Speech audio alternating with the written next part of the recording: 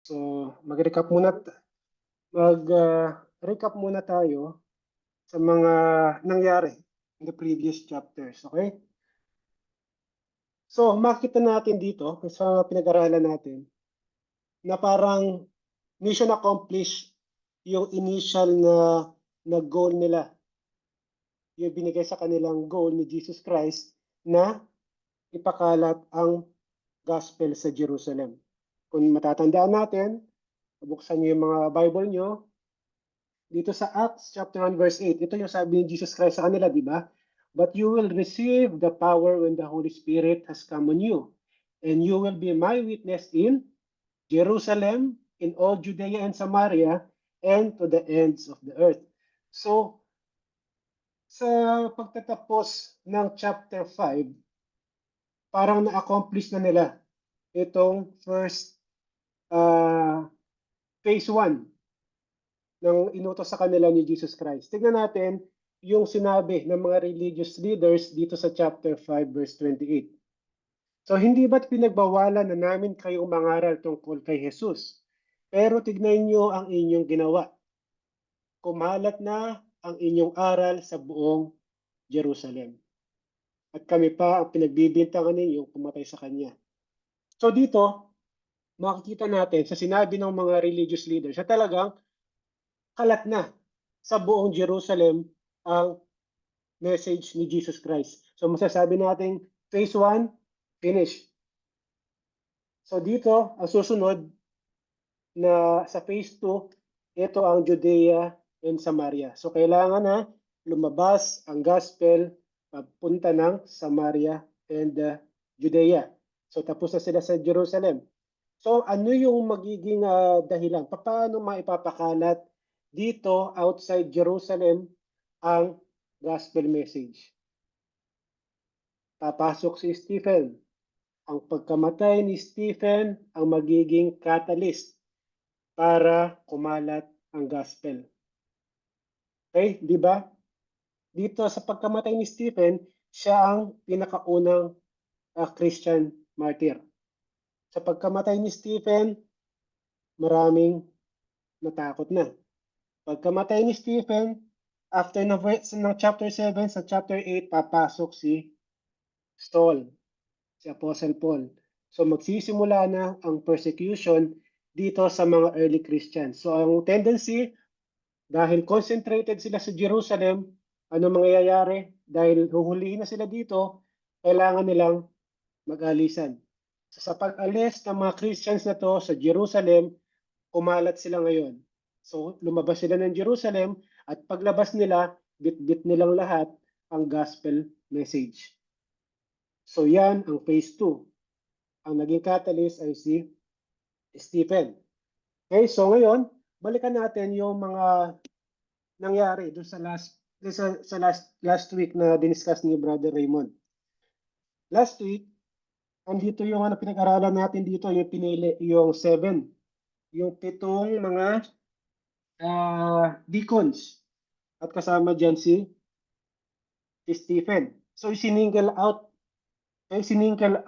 ni Luke dito sa 7 si Stephen. Dahil kakaiba si Stephen sa kanila eh. Si Stephen, isa siya sa mga disciples outside ng mga apostles. Dahil ang mga apostles talagang binigyan sila ng kapangyarihan na makagawa ng mga miracles ng ating Panginoon. Yung 12 na yon. Bukod sa kanila, meron pang ibang binigyan at isa si Stephen dito. Okay? Sa correction, dahil last time nabanggit yata asawa ko na 2 lang.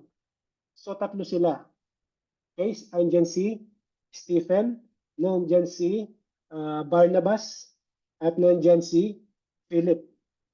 Makikita natin lahat yan, yung mga ginawa nila, nitong 3 na to, outside, besides sa mga apostles, yung mga miracles na ginawa nila.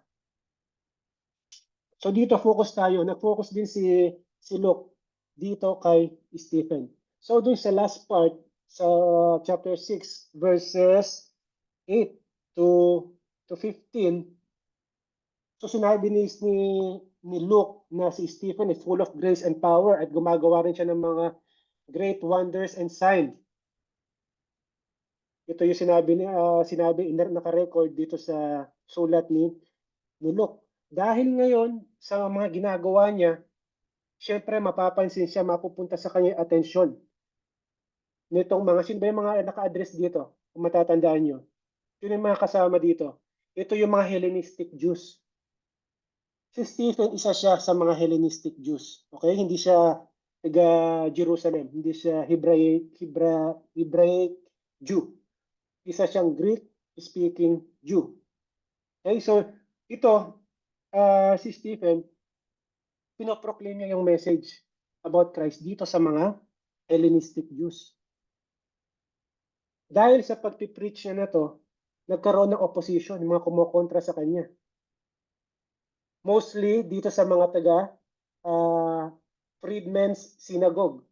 So ito, nabanggit ni Bradmon last week, ito yung mga Freedmen's na to, yung mga Freedmen's Synagogue, ito yung mga Hudyo na umalis sa Israel. Sila yung mga naging slave sa ibang lugar at napalaya sila. Kaya tinatawag silang freedmen. Okay, ito yung mga Hudyo na to. So, kinontra nila. Dahil iba yung message na ipinipreach ni Stephen. Hindi, bago sa kanila to, hindi ito yung nasa Old Testament. Ano yung pinipreach mo na to? Kaya nagkaroon ng opposition. Nakipagtalo sila ngayon kay Stephen. Dahil hindi nila matanggap yung preaching ni Stephen, yung message na binibigay ni Stephen. So, nagsimula yung discussion, nagsimula yung parang debate. Siyempre, as expected, dahil full of wisdom, filled with the Holy Spirit, si Stephen, wala, natalo sila. Hindi nila kayang labanan yung mga sinasabi ni Stephen dahil ang mga sinasabi ni Stephen ay nanggaling mismo sa Scripture, sa Old Testament. So kaya, nung hindi na nila kaya, wala silang magawa eh. Hindi na nila kayang labanan yung mga argument. Lagi silang talo. So ano ginawa nitong mga Hellenistic Jews na to? Pasikreto.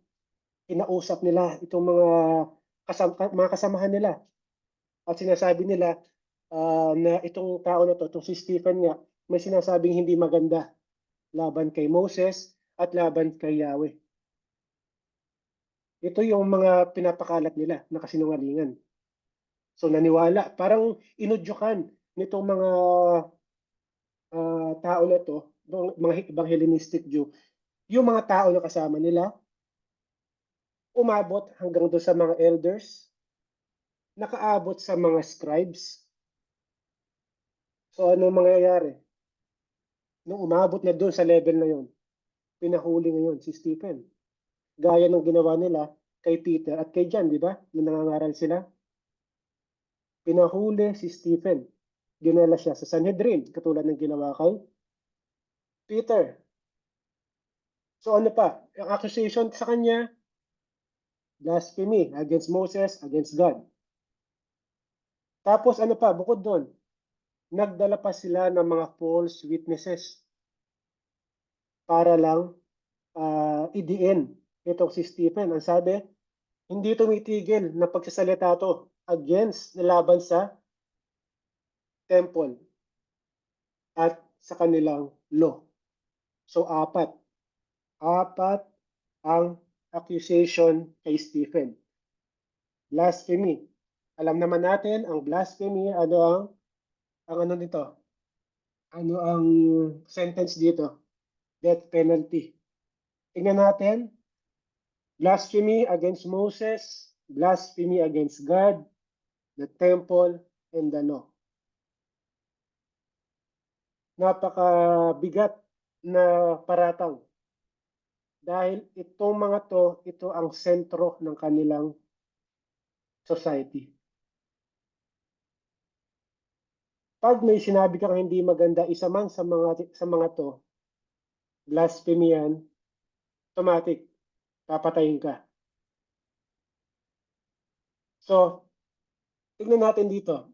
Sa pagsisimula ng chapter 7, yung preaching ni Stephen, meron siyang, sa sermon niya, meron siyang parang hinati niya to sa apat. Yung una, ito yung ano kukunin niya muna yung interest ng mga nakikinig sa kanya.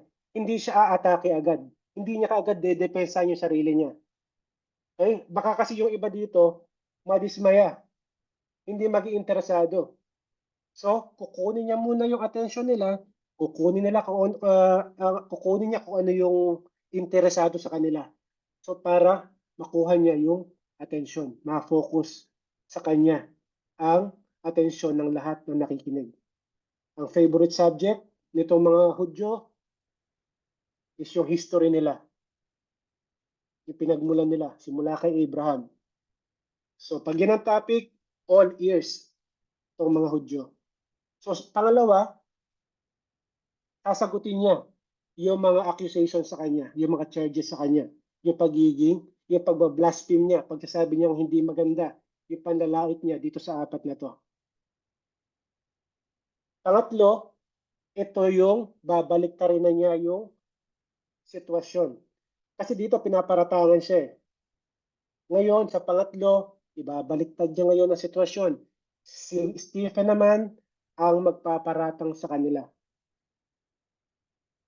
Sabi ni Stephen sa kanila, sila kayo ang pumatay sa Messiah na hinihintay natin.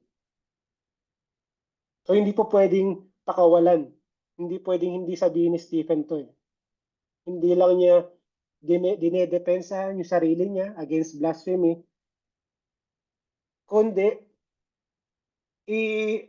i-charge niya. Ano tawag i-charge? I-indict, para kakasuhan niya rin itong mga to dahil sa ginawa nila kay Jesus Christ. Bilang isang preacher, ganyan din dapat ang ginagawa ng mga karamihan ng preacher. Hindi po pwedeng hindi mo sabihin sa isang makasalanan na hindi sila makasalanan, na wala kayong kasalanan. Dapat ipa-realize ng isang preacher sa mga tao na nakikinig, dahil hindi naman natin alam kung iyan ay talaga mga believers or hindi, maaaring mayroong mga bisita dyan, na kailangan malaman ng isang tao yung totoong sitwasyon nila sa harap ng Panginoon. Okay, so dito makikita natin, dinedepensa niya yung sarili niya, at the same time, hindi niya pinawawalan ng sala itong mga religious leaders na to. At ang pang-apat, ito naman yung ipe-present na niya si Jesus Christ as their Messiah. So dito, sa pag-aaralan natin ngayon, mag-focus muna tayo dito sa pagdepensa ni Stephen sa blasphemy against God.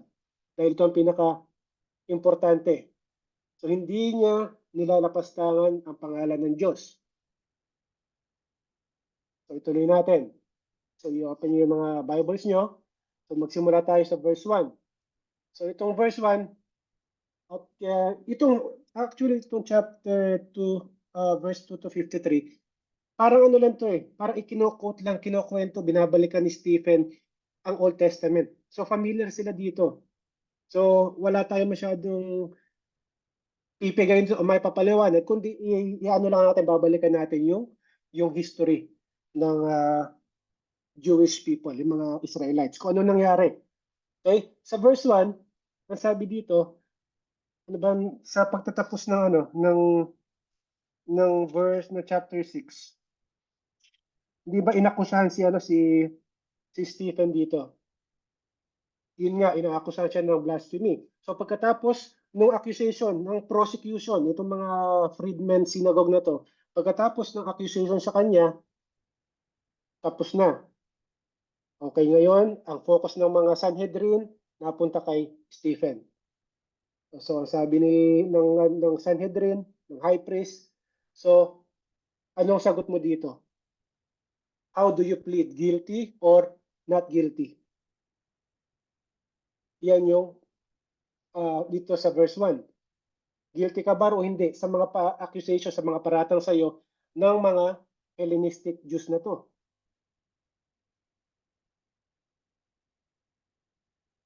So sa verse 2, ito yung sa verse 2. Parang hindi niya direktang sasagutin ng yes or no yung tanong ng Sanhedrin. So idadaan muna, parang ilalatag muna ni Stephen itong kanyang kaso bago niya sagutin itong tanong na yan. Dito makikita natin na i-discuss, babalikan ni Stephen ang kanilang history mula kay Abraham, kay Isaac, kay Jacob, kay Joseph, kay Moses, kay David hanggang sa ating Panginoon. Sa verse 2, sabi niya, brothers and fathers. Ibig sabihin ng mga brothers, ng mga kapatid na to, ito yung mga Hudyo. Fathers, ito yung mga elders nila, yung mga Sanhedrin. So nakita natin dito, nandito pa rin yung respect. Dito sa unang statement pa lang niya na to, ibig sabihin si Stephen ay isa sa kanila. Alahi niya. Galing din siya sa isa sa mga anak ni Jacob. So dito makita natin, brothers and fathers, he replied, listen, ito na yung sagot niya. The God of glory appeared to our father Abraham when he was in Mesopotamia before he settled in Haran. So dito, nakita niyo naka-highlight dyan, God of glory. Nung sinabi ni Stephen yan, makikita natin na alam niya ang scripture. Inaaral niya, binabasa niya ang Old Testament. So bakit natin nasabi yun? Dahil ang God of glory na yan, isang beses lang yan nabanggit sa buong Old Testament. Sa Psalm chapter 29 verse 3. Isiningle out ni, ang dami niya po pwedeng sabihin, di ba? Siningle out ni Stephen ang title ni God dito, God of Glory. Ibig sabihin may knowledge siya sa Old Testament. Kaya hindi nila po pwedeng sabihin na kinakalaban niya ang kanilang law, ang Diyos, di ba? Pag sinabi kasing God of Glory, ito yung kabuuan ng attribute ni Yahweh. Total, lahat ng attribute pag sinabing God of Glory. So, ibig sabihin, kilala ni Stephen si Yahweh. Next. The God of glory appeared to our father Abraham. Our father. The father of faith. At ang ama ng Israel. Ng buong nation of Israel. So dito pa lang sa opening line niya, naniniwala siya sa Diyos ng Israel. Ina-acknowledge niya si Abraham na ama ng Israel. So dito pala sinasabi niya, tinetestify niya na hindi siya blasphemer, hindi niya binabastos, hindi niya nilalait si Yahweh, at hindi rin siya traitor sa kanilang nation. Dahil isa siya sa kanila eh. So ngayon parang dito, yung accusation sa kanya, dito pa lang, sinasabi niya, para sinasabi, hindi siya guilty. Tayo sa verse 3. Nag-focus na si Stephen dito kay Abraham. Abraham as the man of faith. Sabi di ba ni God sa kanya, sa verse 3, leave your country. Umalis ka sa bansa mo, ang mga kamag-anak mo at pumunta ka sa lugar na ipapakita ko sa iyo. Ito ang pinapakita dito yung pananampalataya. Yung faith ni Abraham, gaano kalakas yung faith ni Abraham dito na tumanda ka dyan sa lugar na yan, dyan ka lumaki, nandiyan yung pamilya mo, mga kapitbahay mo, kilala mo lahat. Bigla sasabihin sa'yo ng Diyos, umalis ka dyan, isama mo ang mga relatives mo, at pumunta ka sa lugar na ipapakita ko sa iyo. Ang problema dito, walang exact location na sinabi ang Diyos sa kanya. Wala pang GPS nun. Saan siya pupunta? Walang direction na sinabi, di ba? Basta umalis ka dyan. Paano niya malalaman? Wala. Ganong katindi yung faith na ipinapakita ni Abraham. Kaya nga siya tinawag na father of faith.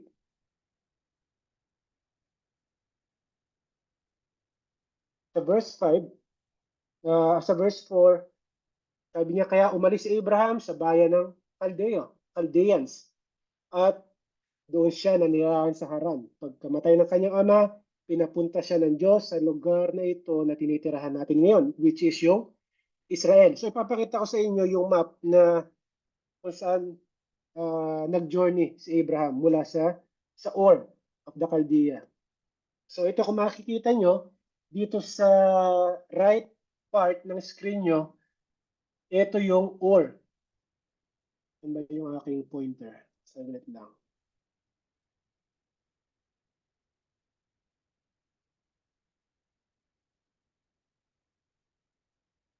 Yan yung Ur sa right side.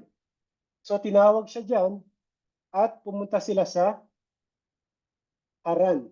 Ito ang Haran. So dito sila nagtagal. Dito sa history ni Stephen, sinasabi, dito siya sa Haran tinawag, sa Mesopotamia.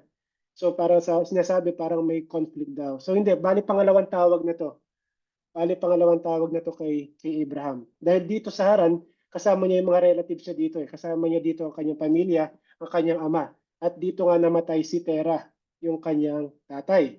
So pagkamatay ni Tera, tinawag ulit siya ng Diyos na umalis ka na dyan. Pumunta ka sa lugar na sinasabi ko. So, nag-travel ulit si Abraham papunta ng dito na. Malapit na to sa may Jerusalem, sa Canaan. Pero dahil may famine, may taggutom dito, hindi sila nagtagal dito eh.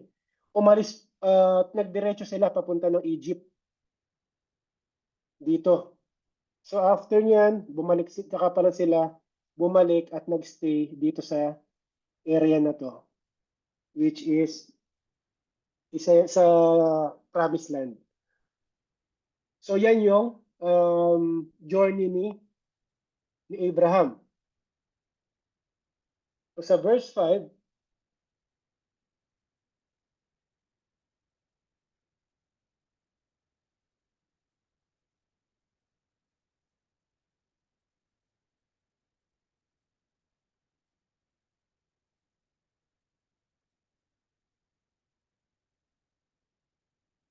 ayan. So dito sa verse 5, sabi dito, noong panahong iyon, hindi pa binibigyan ng Diyos si Abraham ng kahit kapirasong lupa. God didn't give him any inheritance, not even a foot of ground. So wala kahit kapirasong lupa na ibinigay kay Abraham. Pero ang promise sa kanya, di ba? Napakalaking lupain. Kahit na nung pagdating niya dito sa lugar na to, walang ibinigay sa kanya na konkretong physical na lupain. Ang tanging lupa na meron siya ay yung binili niyang lupa para paglibingan ng asawa niya ni Sarah. Nababasa natin yan sa Genesis 23. Binili niya yan, hindi pa binigay yun. Binili niya yun, kano ba yun? 200 pieces of silver. Pero may pangako naman, di ba? Nakita natin dyan, may pangako ang Diyos sa kanya. He promised to give it to him as a possession sa uh, sa kanyang mga lahi. Tapos sabi, wala pang anak si Abraham, ipinangako ito ng Diyos. So lahat ng to, pangako na to, hindi pa nagma-manifest. Wala pa nga siyang anak eh. Pero pinanghawakan ni Abraham ang sinabi ng Diyos. Ang pinakamalapit na fulfillment ng prophecy na to kay Abraham, yung napanghawakan niya ay si Isaac nung ipanganak si Isaac. Okay, ngayon dahil masasabi na natin na okay, sige, dahil dati 'di ba ano bang story ni Abraham at saka ni Sarah? 'Di ba baog si Sarah? Ilang taon na bago nagkaanak si Sarah? Around 100 years old. So at least ngayon, sabi 'di ba hanggang sa mga descendants niya, ibibigay itong lupa na to. So at least andito si Isaac. Okay, sige. Ngayon may anak na ako. Siguro tuloy-tuloy na 'yan. So pangahawakan ko yung sinabi ng Diyos dahil ito na si Isaac. So andito na magsisimula ang lahi ko. So nakita nyo yung gaano kalakas yung faith nitong si Abraham. Bukod pa to doon sa sinabi ng Diyos sa kanya na patayin mo, ialay mo si Isaac. So kaya hindi natin mako-question yung faith ni Abraham. Kaya naman naging righteous siya, di ba? Dahil sa kanyang faith. So sa verse 6, God spoke in this way. His descendants would be strangers in a foreign country, and they would enslave and oppress them for 400 years. So 400 years sila magiging alipin. Saan tong lugar na to? Sa Egypt, di ba? Dito parang ni-round off na lang ni ni Stephen yung total number of years nila dun sa ng mga ancestors nila sa Egypt. So ang dito, ang total number of years doon ay sabi nila 430. 430 years sila nanirahan doon sa Egypt. So ito yung sinabi ng Diyos sa kanya. Okay, sige. Yung mga magiging anak mo, sabi matitira sila sa ibang bansa bago sila makarating dito sa lupa na ipinangako kay Abraham. Bukod sa maninirahan sila sa foreign land, sa ibang lugar, gagawin silang alipin. At pagmamalupitan sila, napakatagal, 400 years sila magtitiis doon. Pero sabi naman ni God sa kanila, ngunit parurusahan ko ang bansa, aalipin sa kanila. Pagkatapos noon, aalis sila sa bansang iyon at babalik sa lugar na ito at dito sila sasamba sa akin. So ito, kung saan yung lugar na to, ito yung present day Israel. So sa verse 8, at bilang tanda ng kanyang pangako, nag-utos ang Diyos kay Abraham na ang lahat ng lalaki ay dapat tuliin. Kaya nang isilang ang kanyang anak na si Isaac, tinuli niya ito noong 8 araw pa lang. So ganito rin ang ginawa ni Isaac sa kanyang anak na si Jacob at ginawa ito ni Jacob sa kanyang 12 anak na siya rin pinagmula ng ating mga Hudyo, mga patriarchs. Itong circumcision na to, yung sinasabi dito, ito ay parang sign lang, nabanggit niya dito, tanda lang to. Hindi yung, kasi may nagsasabi na magiging righteous ka pag ikaw ay circumcised. Naging righteous si Abraham dahil sa circumcision. So hindi. Dahil nagkaroon na ng covenant, bago pa man yung ginawang circumcision. Ibig sabihin, ano lang to, sign lang to, tanda lang to, katulad ng baptism sa atin ngayon, sa present day, sa mga Christians. Hindi tayo na saved, naging righteous dahil sa baptism. Na-receive natin ang Holy Spirit, nagkaroon tayo ng spiritual rebirth, and then, tsaka tayo nagpa-baptize. Dahil yun ang tanda na nasa atin na ang Holy Spirit. May nangyari na sa atin from the inside. So, pagpapakita nun sa mga tao ay through the baptism. Okay, so yan yung nangyari, yan yung circumcision dito na sinasabi. So dito, nag-move na si Stephen dito sa mga patriarchal period, sa period ng mga naging anak ni Jacob. Makita natin dito yung galaw ng Panginoon sa destiny ng Israel dito sa mga naging anak ni Abraham, sa mga generations na sumunod. At bawat anak bawat generation, inuulit, ina-affirm ni God yung covenant na ginawa niya kay Abraham. So hindi nakakalimot ang Panginoon sa covenant o sa pangako na ibinigay niya kay Jacob. So hanggat hindi na-fulfill yon, pangahawakan yon ng Panginoon at tutuparin yon ng Panginoon. Dahil lahat ng promises ni God ay kanyang tutuparin. So dito, ano pa lang to, yung groundwork pa rin tong ginagawa ni Stephen na to. Wala pa dito yung talagang atake niya. Parang pinapakalma lang ni kalmado lang kayo dyan. Kinukwentuhan ko lang kayo, itong mga audience niya. So interesado, nakafocus sa kanya yung attention na itong mga Hudyo na to. Dahil history to yung sinasabi sa kanila ni Stephen eh. Kaya lahat sila nakikinig. So interesado pa sila. Pero pagdating ng mga susunod na mga verses, magsisimula na yung paunti-unting pag-atake ni Stephen. Kaya dito sa chapter 9, punta na tayo sa chapter 9, dito magsisimula yung parang papitik-pitik na mga paratang ni Stephen sa kanila. So sa verse 9,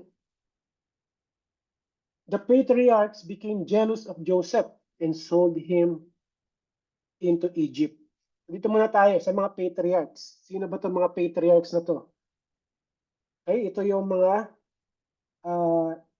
sila simula kay Abraham, kay Isaac, kay Jacob. Dito, ang sinasabi dito ni Stephen is yung 12 anak ni Jacob.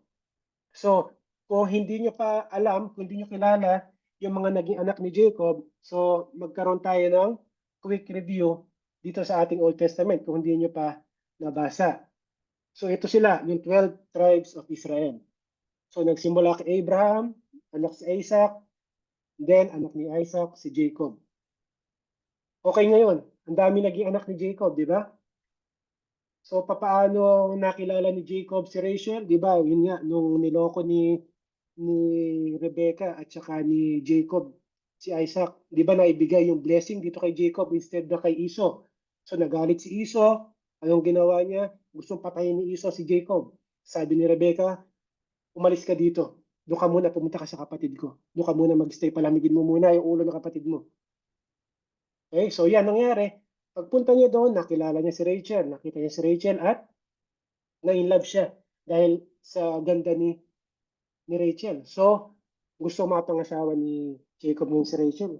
Pero, sabi niya, magseserve ako. Sabi niya kay Laban, yung kapatid ni Rebecca, magseserve ako sa iyo ng 7 years para maging asawa ko si Rachel. Pumayag naman si kaysa naman, sabi niya, kaysa mapunta sa ibang tao ang anak ko, sa'yo na lang. Okay, sige, papayag, 7 years. So, dating yung, after yung 7 years, kasalan, nung honeymoon na, pasok sa tent ni Jacob, yung babae. So, hindi alam ni Jacob na ang pinapasok sa tent ay ang nakatatandang kapatid na si Leah. Pagising ng umaga, nakita niya si Leah. Kasama niya, nagalit si Jacob, bakit siya niloko? Nung tiyuhin niya, nilaban.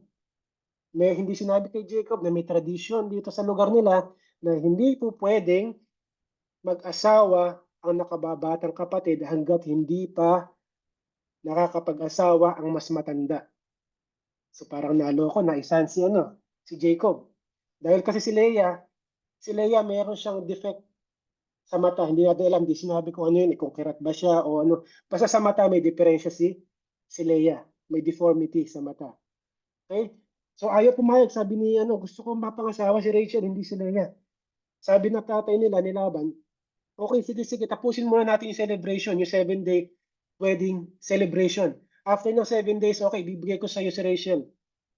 Pero, magsiserve ka pa rin sa akin ng additional 7 years. So, walang kaso yun kay Jacob. Okay, sige, payag ako. So, after 7 days, asawa na rin niya si Rachel. Okay, hindi magkaanak si Rachel. Tapos, una nagkaanak si Leah. Sumunod, nagkaanak na naman. Dumating si Ruben. Pangalawang anak si Simeon. Pangatlo si Levi. So, 4 ang naging anak ni Leah. Ano nangyari? Si Rachel nagmamaktol. Bakit hindi siya magkaanak? So ngayon, ibinigay ni Rachel ang kanyang servant kay Jacob. Ito, sige, gawin mo asawa. Ang magiging anak niyo, yan ang magiging anak ko. So pagkabigay ni Rachel kay Jacob ng kanyang servant na si Bilhah, nagkaanak, 2. Lumabas si Dan, si Naphtali. So 6 na sila. So ngayon, hindi na rin magkaanak kayo si Leah. Nagsiselos, sabi, hindi pwede yun. Nagkaanak yung servant niya, tapos ako hindi magkaanak. May servant din si Leah, si Zilpah. Sabi ni Leah, kunin mo tong servant ko, anakan mo siya. Para yung maging anak niya, akin din yan. So, ang saklap ng buhay ni Jacob. So ngayon, nagkaanak ulit si Jacob dito sa servant ni Leah. So, dumating si Gad, dumating si Asher. 8 na sila. So after nun, nagbuntis ulit si Leah. Dumating si Issachar, dumating si Zebulon. Hanggang ngayon, wala pang anak si Rachel.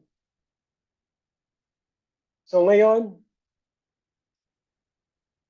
binuksan ng Diyos ang sinapupunan ni Rachel. Dahil naawa na kay Rachel. Dahil si Jacob, ang mahal talaga niya ay si Rachel, pero hindi sila magkaanak.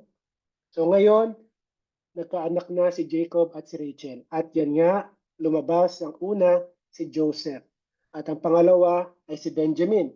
So pagkapanganak kay Benjamin, sa pang-12 anak ni Jacob, namatay si Rachel sa panganganak dito sa kay Benjamin. So diyan nabuo ang 12 tribes of Israel. So merong additional dito, nakita niyo anak ni Leah, babae, si Dinah. So merong isang anak na babae si Jacob. So yaan ang 12 tribes of Israel, ang lahat na naging anak ni Jacob. Yan yung mga patriarchs na sinasabi dito ni Stephen. So ano sabi ni Stephen dito? Nagselos, nainggit itong mga kapatid ni Joseph sa kanya. Anong ginawa? Pinagbenta siya.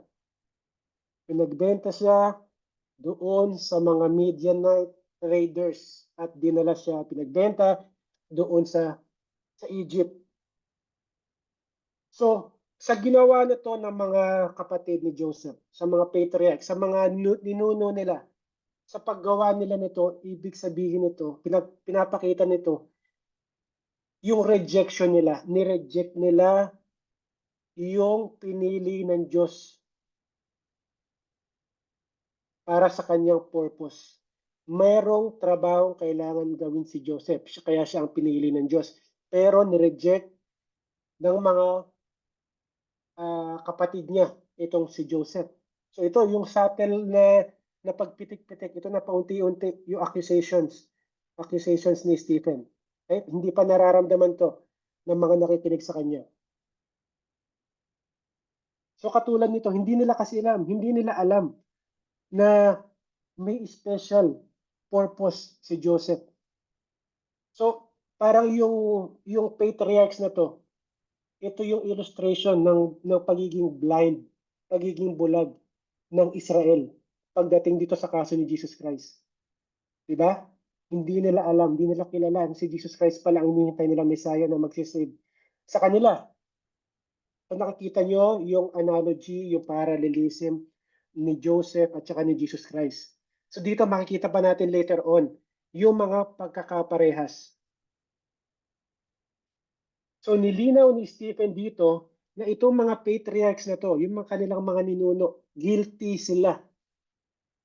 Parang ino-oppose nila, hinahadlangan nila yung plano ng Diyos.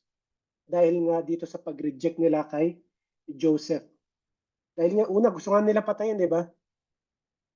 So guilty, sabi ni Stephen dito, guilty itong ating mga ninuno na to. So yung rebellion ng Israel sa Diyos nila nagsimula dito pa lang sa mga ninuno nila. Sa 12 tribes, hindi pa nagsisimula, wala pang nation of Israel nun. Di ba? Nagsimula na ang pagre-rebelde nila sa Diyos.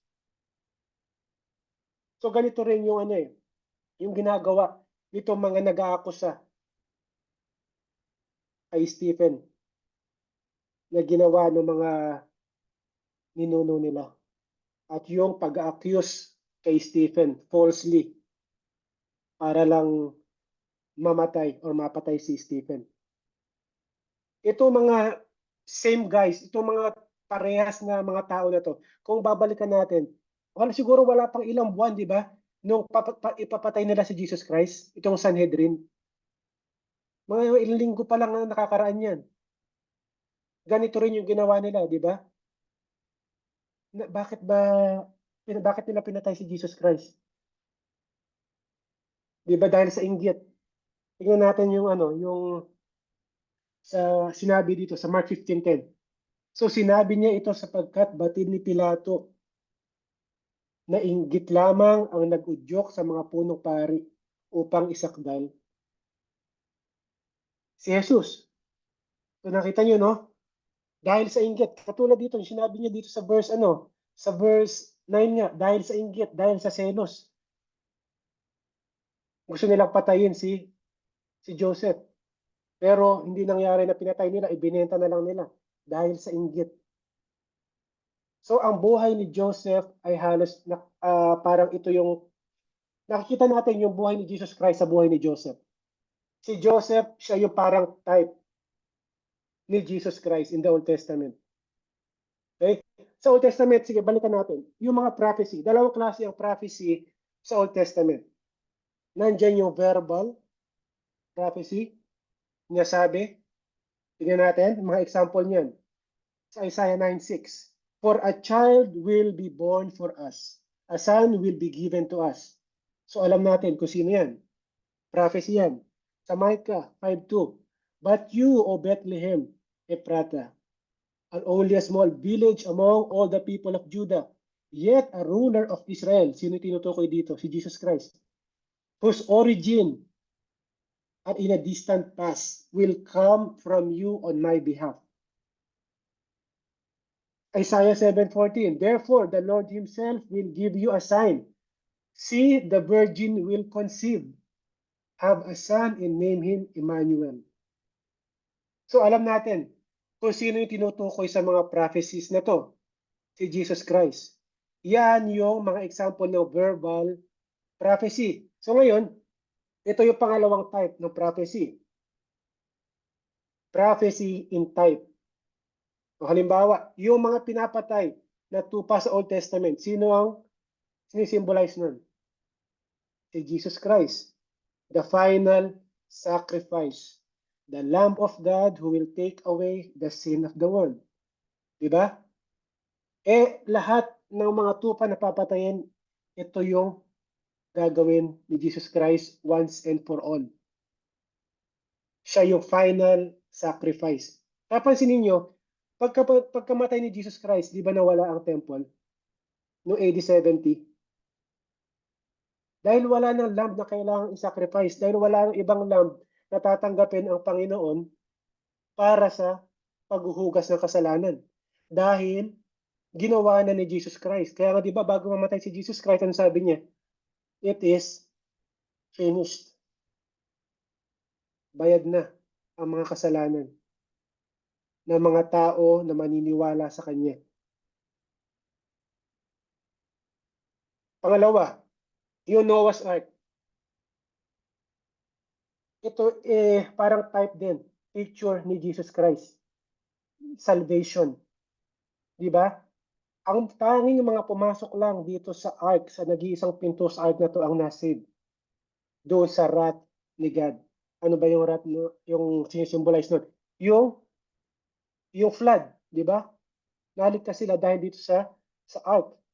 At the same time, kay Jesus Christ, ang salvation lang para ka makarating sa kingdom, para makuha mo yung salvation na yon, para magkaroon ka ng eternal life ay sa pamamagitan lang ni Jesus Christ. Kaya ang Noah's Ark, ito ay type of Christ. At dito sa pinag-aaralan natin, si Joseph, he is presenting the life of Christ.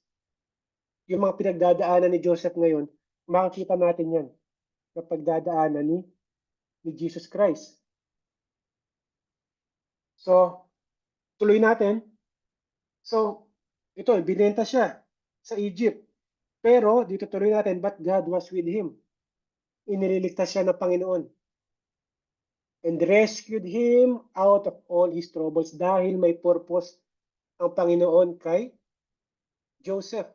He gave him favor and wisdom in the sight of Pharaoh, king of Egypt, who appointed him ruler over Egypt and over his whole household. So tignan nyo, naging slave siya, nakakulong siya. Pero kita may ginawa ng Diyos sa kanya. Itinaas siya. Naging pangalawang pinakamataas na official siya sa buong Egypt. Parang prime minister. Ang mas mataas sa kanya ay si Pharaoh. So tignan natin ngayon yung similarity ng mga nangyari sa buhay ni Joseph at sa mga similarity sa buhay ni Jesus Christ. Di ba? Nakulong si Joseph dahil sa false accusation, maling paratang ng asawa ni Potiphar. Di ba? Alam niyo yung story nito? Di ba parang sexually attracted yung asawa ni Potiphar kay Joseph. Kaya gusto niyang makasiping. Pero ano ginawa ni Joseph? Ayaw niya. Di ba? Tumakbo siya palayo. Iniwasan niya yung temptation. Pero ang nangyari, na pagtakbo niya, nakuha niya yung balabal ni Joseph. So, ebidensya yan na magagamit kay Joseph. False accusation. Inakusahan siya na gusto siyang halayin ni Joseph, kaya nakulong siya. Okay? So, yan. So, kay Jesus Christ naman, ano nangyari kay Jesus Christ?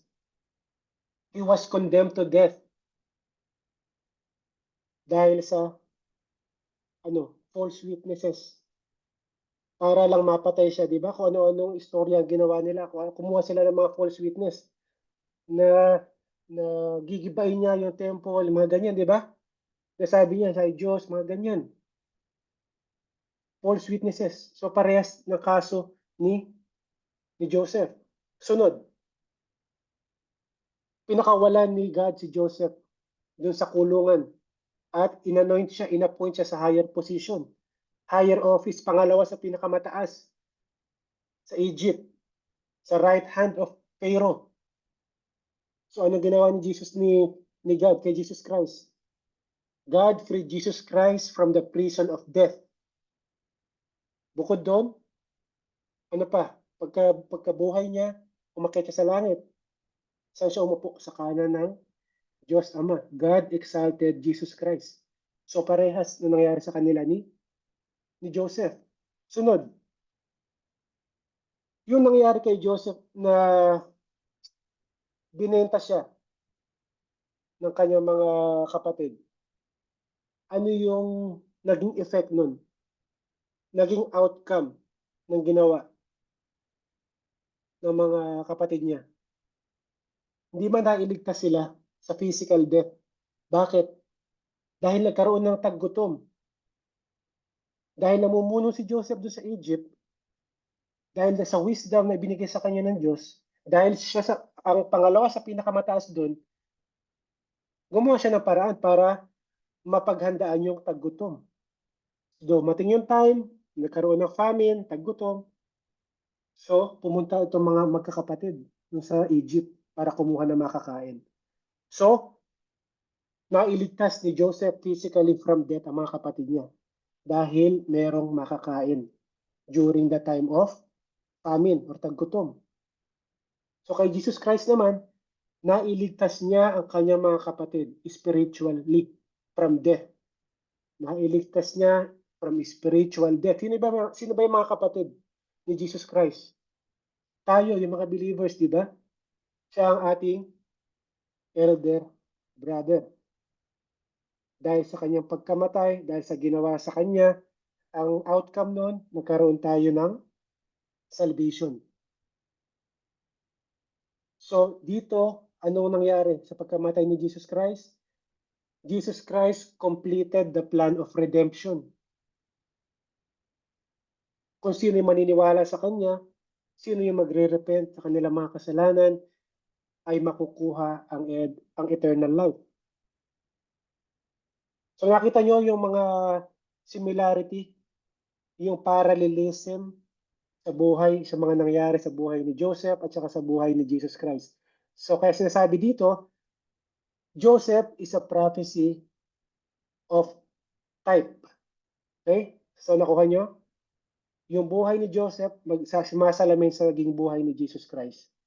Okay? So ito pa lang yung simula ng mga pasaring ni Stephen dito sa mga religious leaders sa Israel. Sabi ni Stephen dito, it is historical. Nasa history natin yan. Na i-reject kung sino yung ipapadala ng Diyos. Dahil sa inggit, ni-reject nyo si Joseph. Ibinenta nyo siya. So ngayon parang naglalaro na sa isip ng mga nakikinig, especially itong mga Sanhedrin. Parang si Jesus Christ, parang si Jesus yung naiisip na nila, di ba? Ibinenta dahil sa inggit. Dahil alam nila na Stephen, sino ba yung nire-represent ni Stephen dito? Isa siyang Kristiyano, isa siyang believer, si Jesus Christ. Parang na-anticipate na nito, may mga nakaka-anticipate na nito na ang kalalabasan nito is yung condemnation na sila ang pumatay kay Jesus Christ. Okay? So ngayon punta tayo sa verse 11. Nabanggit ko kanina. Nagkaroon ng dumating at taggutom sa buong Ehipto at sa Canaan. Hirap na hirap ang mga tao at ang ating mga ninuno ay wala pang makunan ng pagkain. Ito yung nabanggit ko kanina na niligtas ni Joseph ang kanyang mga kapatid sa kamatayan, physical death. Dahil nagkaroon ng famine, taggutom. Ano ba yung story nito kung natatandaan nyo? Di ba? Kaya nga naging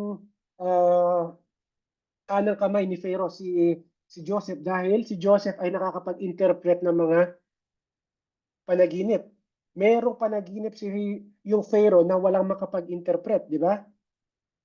So dahil si Joseph lang, dahil sa wisdom na ibinigay sa kanya ng Diyos, siya mismo ang pagpaliwanag dito sa kay Pharaoh kung ano yung ibig sabihin ng panaginip niya. Ito nga, di ba, yung may mga malulusog na mga baka at yung mga payat na baka. Ito yung ano niya, yung dream, panaginip na Pharaoh. Ibig sabihin, makakaroon ng 7 years na abundant crop. Ibig sabihin, 7 years na mamumunga na maayos yung mga pananim nila. At during this time, kailangan nila magtabi. Ay, 20% yata, 20%. Lahat ng mga ani, i-imbak nila yan. I-imbak nila, magpe-prepare sila 7 years. Dahil after ng 7 years na yon, merong 7 years na paggutom na darating. Kaya nagre-ready sila. So ito yung ano dito, yung story. Kung bakit kung papaano na iligtas ni Joseph ang kanyang mga kamag-anak, ang kanyang mga kapatid sa kamatayan. Okay? So ni-remind ni Stephen yung mga nakikinig sa kanila kung ano nangyari noon. Nagkaroon ng taggutom. Wala silang makuha ng pagkain. So, similarly, yung pag-reject ng Israel kay Jesus Christ ang nagdala sa kanila sa taggutom. Hindi physical na taggutom, kundi spiritual na taggutom. Hanggang kailan matatapos yun? Dahil hanggang ngayon, nandun pa rin sila sa spiritual famine na tinatawag. Nandun pa rin sila dahil sa ginawa nilang rejection kay Jesus Christ. Pero darating ang time na ang Israel ay maliligtas, matatapos itong kanilang spiritual na taggutom, nakagutuman. Kailan mangyayari yan? Tingnan natin. Sinabi sa Romans 11:25-26. Pwede pakibasa, Sister Nova? Romans 11:25-26. Mga kapatid, nais kong malaman ninyo ang isang katotohanan na ngayon ko lang ihahayag sa inyo. Para hindi maging mataas ang tingin nyo sa inyong sarili, ang pagmamatigas ng mga Hudyo ay hindi pang habang panahon. Ito ay hanggang makumpleto lang kabuang bilang ng mga hindi Hudyo na sasampalataya kay Kristo. Pagkatapos niya, maliligtas ang buong Israel gaya ng sinabi sa kasulatan. Magmumula sa Sayon ang tagapagligtas, aalisin niya ang kasamaan na lahi ni Jacob. Okay, thank you. So makikita nyo, no? Na nagkaroon ng spiritual famine ang Israel dahil sa ginawa nila, dahil sa pagpatay nila sa Messiah. Diba? Kaya nga nagkaroon ng church age. Lumipat ang focus ng Diyos from Israel, ngayon napunta sa mga Gentiles. Nandito pa rin tayo hanggang ngayon sa church age. So hanggang kailan ang church age na to? Kailan matatapos to? Ano sabi dito sa verse 25? Ang pagmamatigas ng mga Hudyo ay hindi panghabang panahon. Ito'y hanggang makumpleto lang ang bilang ng mga hindi Hudyo na sasampalataya kay Kristo. So ibig sabihin pala, merong specific number ng mga Gentile na masisave. dito sa church age, sa age natin ngayon. Pag na-save, pag nanampalataya, yung pinakahuling Gentile na yon or non-Jew, tapos na ang church age. Ano mangyayari pag natapos ang church age? Napag-aralan natin yan. Ano ang mangyayari? Rapture ng church. Tapos na ang church. Nakumpleto na ang lahat ng mga believers. So ang gagawin, rapture, aakyat ang mga believers. Kukunin na. Tapos ang focus ngayon ng Diyos ay babalik sa Israel. Kaya sa 26 sabi, di ba, pagkatapos niyan, maliligtas ang buong Israel gaya ng sinasabi sa kasulatan. Nagmumula sa Zion ang tagapagligtas, aalisin niya ang kasamaan sa lahi ni Jacob. Di ba? So dito marirealize ng mga Hudyo sa time na to na ang kanilang pinatay pala ay ang kanilang Mesaya. So ngayon magre-repent sila dahil nagkamali sila eh. Ngayon tatanggapin nila si Jesus Christ. Dito matatapos yung spiritual na taggutom ng mga Hudyo. Pagdating ng time na to, kailan mangyayari to? Nandun na tayo sa last days na pag-aralan natin yan sa Revelations. Nandun yan sa tribulation period. Kaya ngayon, dito na tayo sa verse 12. So, dahil sa tindi ng taggutom, anong ginawa? Anong nangyari? Kaya nga nang mabalitaan ni Jacob na may pagkain sa Ehipto, pinapunta niya roon ang kanyang mga anak na siyang ating mga ninuno at iyon ang una nilang pagpunta sa Ehipto. So dito, first time napupunta sila dahil wala na talaga silang makain eh. Punta sila sa Egypt dahil doon, di ba, nag-ready, pinaghandaan ni Joseph ang parating na taggutom. Pero sa unang pagpunta nila, hindi pa ni-reveal ni Joseph ang kanyang sarili. Nakita sila, nakaharap-harap sila eh. Kilala ni Joseph ang mga kapatid niya. Pero hindi nila nakilala si Joseph. Dahil nakakala nga nila na baka namatay na si Joseph dahil sa tagal ng panahon na hindi sila nakita. Sino mag-aakala na ang kapatid mo na ibinenta mo na maging slave ay magiging pangalawa sa pinakamataas sa Egypt? Di ba? Wala mag-aakala. Verse 13, ito, sa ikalawang pagpunta nila, dahil naubos na yung stock nila eh. So inutusan ulit sila ni Jacob, wala na tayo makain, bumalik kayo sa Egypt. So sa ikalawang pagpunta nila, nagpakilala na si Joseph na siya'y kapatid nila. At sinabi rin niya sa Pharaoh na ang tungkol sa kanyang pamilya. So kung babasahin niyo yung story, nakakaiyak yung story nitong mga magkakapatid na to. Nakita niyo talaga yung repentance, yung talaga pagsisisi ng mga kapatid sa ginawa nila kay Joseph. So sa pangalawang beses pa lang na pagpunta nila, in-reveal ni Joseph ang kanyang sarili. So dito ini-establish dito ni Stephen na kahit noon pa, balikan natin yung mga ninuno natin. Doon pa lang sa bago ma-establish ang nation of Israel, meron ng rebellion na nangyayari. Nagre-rebel din ang ating mga ninuno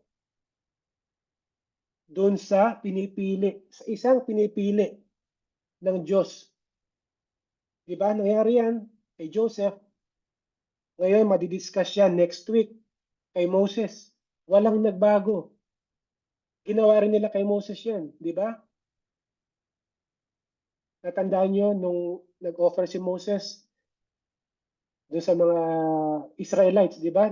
Kung natandaan nyo yung story ni Moses, nakita niya na nilalati ko, pinagmamalupitan yung mga Hudyo, mga Israelites. Ano ginawa niya, di ba? Napatay niya yung gwardiya na Egyptian. Tapos, pangalawang araw, pagpunta niya, nakita niya, nag-aaway ang dalawang Hudyo. Sabi niya, huwag kayo magkaaway, magkapatid kayo. Sabi, sino ka? Gagawin mo rin ba yung ginawa mo sa papatayin mo rin ba kami?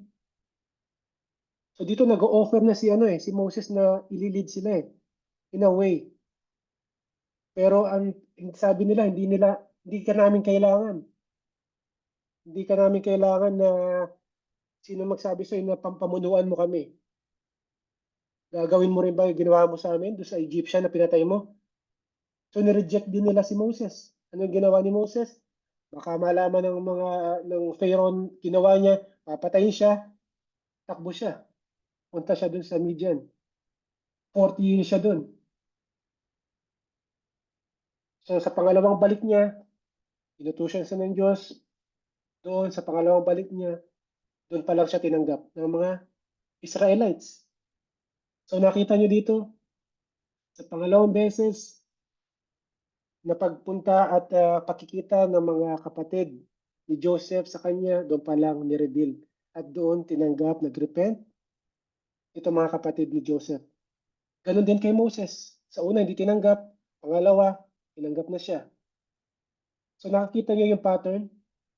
Pagdating kay Jesus Christ, unang dating ni Jesus Christ, hindi siya tinanggap, hindi siya kilala, pinatay siya. So sa second coming ni Jesus Christ, ano mangyayari? Doon pa lang tatanggapin ng Israel ang kanilang Messiah. So nakikita niyo no yung pattern kung paano inaayos ni Stephen yung kanyang kaso. Ang gusto sabihin ni Stephen, doon pa lang sa kanununuan natin, ito na ginagawa nila. Meron ng rebellion na nangyayari. Lahat na pinipili ng Diyos, nire-reject nyo. So sa verse 14 to 16, nung nagpakilala na si Joseph, okay, sige, nagkakilala, nag-iyakan sila. Nakilala na ni Pharaoh, yung kanyang pamilya. Verse 14, inibatahan na ni Joseph, ang kanyang ama, si Jacob. Sinabi ni Jacob sa mga kapatid niya, dalhin niyo dito, ang ating ama. Lahat ng mga kamag-anak natin, dalhin niyo dito. Ako bahala sa inyo. Sabi dito, 75 silang lahat. All in all. Pero kung may mababasa kayo na nakalagay lang is 70. May contradiction daw. Dahil kung babasahin nyo, nakalagay sa sa Old Testament, 70 lang. Bakit dito sa sinabi ni Stephen, 75? Dito, sinama na ni Stephen yung mga naging anak ni Joseph dito sa Egypt na hindi kasama doon sa unang bilang. Kaya naging 75 sila. Okay? So, ayun nga sa verse 15, pumunta si Jacob sa Egypt. Lahat sila, buong pamilya.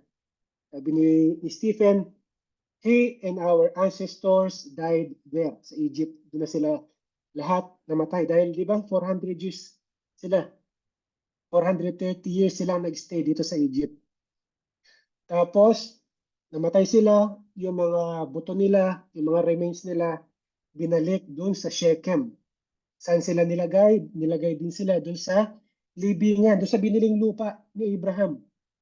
Maliit na piraso lupa na yun kung saan nakalibing si Abraham, si Sarah, si Isaac, si Jacob. So doon lahat sila dinala. Okay, so ito yung verses 14 to 16.